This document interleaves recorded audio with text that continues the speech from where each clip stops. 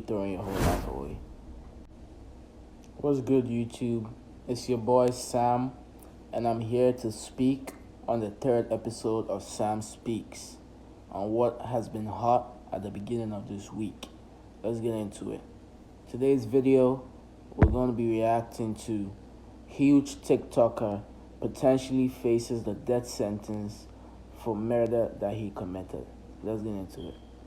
Well, guys, there's been a development. A couple of months ago, I don't really know, to be honest. I sort of lose track of time these days. We talked about a pretty big TikToker who was arrested on suspicions of murder. And a couple of days ago, he was indicted by a grand jury on first-degree murder, and now he is potentially gonna face the death penalty. Pretty bad day for him, I'd imagine. It was a pretty big story when it happened, and I haven't really seen anybody talk about these recent developments, so here we are. Now, if you missed the original video, or if you just didn't hear about this when it happened, basically, a TikToker named... Now that you guys have seen kind of a little clip of who this TikToker is, put down in the comments if you've ever seen him on your TikTok For You page before, because I personally have. I used to see him a couple of times, and I know that he has a couple of viral videos here and there. And I think he goes by the name of Mr. Prada. Somebody correct me in the comments if I'm wrong, but I think that's his name, yeah. Now, it's really shocking to me that a TikToker who had millions of followers will go this far to get revenge on somebody that did something to them in their childhood that they didn't like. Because that's like basically throwing your whole life away. Anyways, I digress. Let's get back into the video.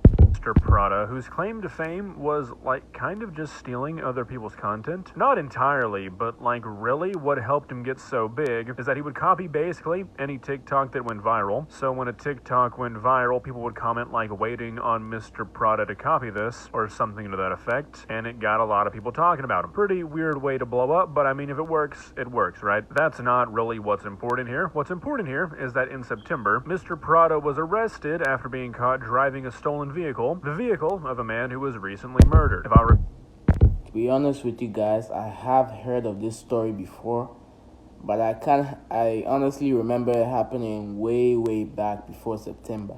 The fact that it happened just in September is just wild to me. It's really that close, September. I feel like this thing happened a year ago, man. God damn. I guess time is not flying as fast as I thought it was. Correctly, there was an attempt to pull him over, which failed. He fled to Texas and was eventually caught by the authorities. Now, when this first went down, obviously, there was still a lot up in the air about what actually happened. But over the past few months, there's been a lot of evidence collected, and it really looks like Mr. Prada did this. There are apparently witnesses who saw him struggling to move a blue tarp that the victim's body was later found in. A search of Mr. Prada's apartment found weapons and what was described as a large amount of blood. Again, he was driving this man's car, ran from the police. It's not looking... Damn. And to think that it was a brutal murder too, man. That's why you guys don't have to have parasocial relationships with these influencers, because at the end of the day, you don't know who they really are, man. You would never think a TikToker like him would do such a heinous crime, man. The fact that they even describe the murder as brutal is just very disgusting, honestly. Damn. I understand that this guy might have done things to you in your childhood that brought you pain and stuff like that, but there's ways to deal with this kind of stuff other than, literally taking somebody away from their loved ones. But hey, all I could say is be careful out there, guys, and don't let stuff like this get to you. If you know you're experiencing things that are really getting to you, in your emotions and stuff, make sure to seek the required help to get better, all right? let's get back into it.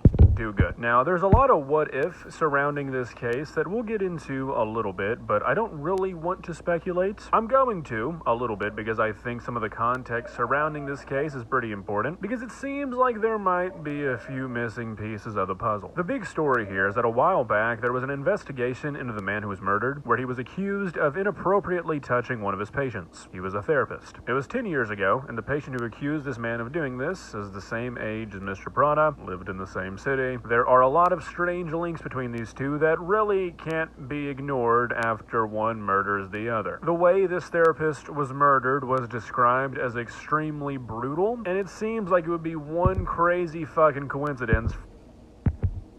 See, guys, allegedly the therapist was doing things to Mr. Prada when he was a little kid during the therapy sessions.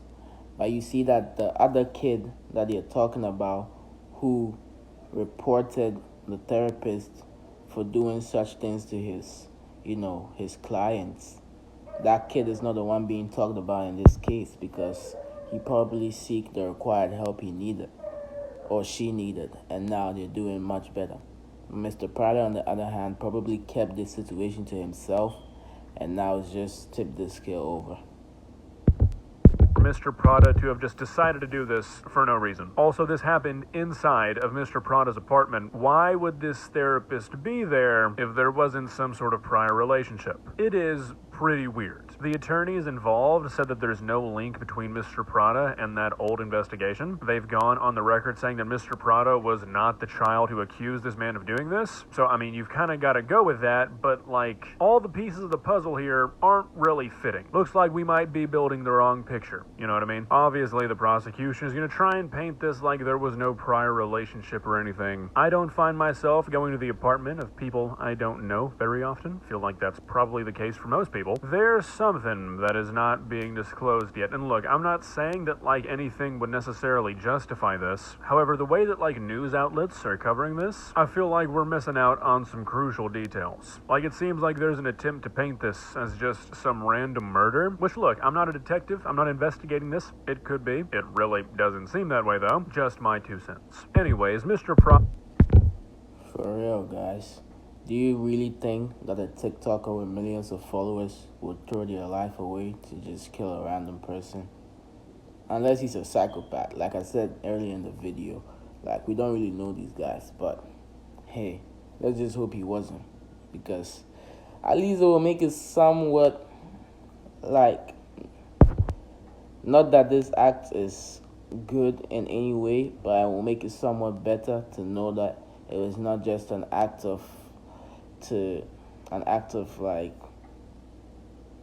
like something he was doing out of, like, what do you call it, curiosity, just to, like, go out there and do something to somebody just to, what do you call it, satisfy some kind of weird hunger for something like that. But I don't think that's what it was about, because it seemed very planned, very articulated, and usually when it's like that, if you look at different cases over the years, it's usually with, like, the victim is usually someone that the murderer knew, so, or had some kind of relationship with.